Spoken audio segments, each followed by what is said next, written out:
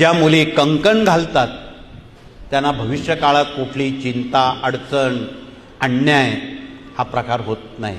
एवढी ताकद कंकणांची आहे, बांगड्यांची आहे। म्हणून त्याला विज्ञानात खूप महत्त्व आहे। मला सायन्समधून बोलत आहे की लाखो वर्षापासून भगिनी कंकण का घालतात म्हणून।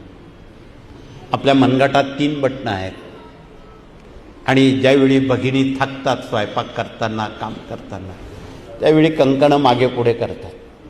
त्या कंकणांनी ती बटणं ॲक्युप्रेशर प्रमाणे दबली जातात आणि त्या मिनिटात त्यांचा थकवा दूर होतो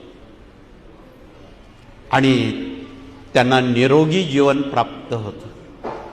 म्हणून पूर्वाचार्यांनी सायन्स, अध्यात्म याचा मेळ घालून भगिनींना कंकण हे मिसाईल दिलेलं आहे। आणि उद्या कॉन्व्हेंटमध्ये शिकणाऱ्या आणि शिकवणाऱ्या लोकांना आपण हे विज्ञानातून हे अध्यात्म सांगा, तसं त्यांना पटणार नाही।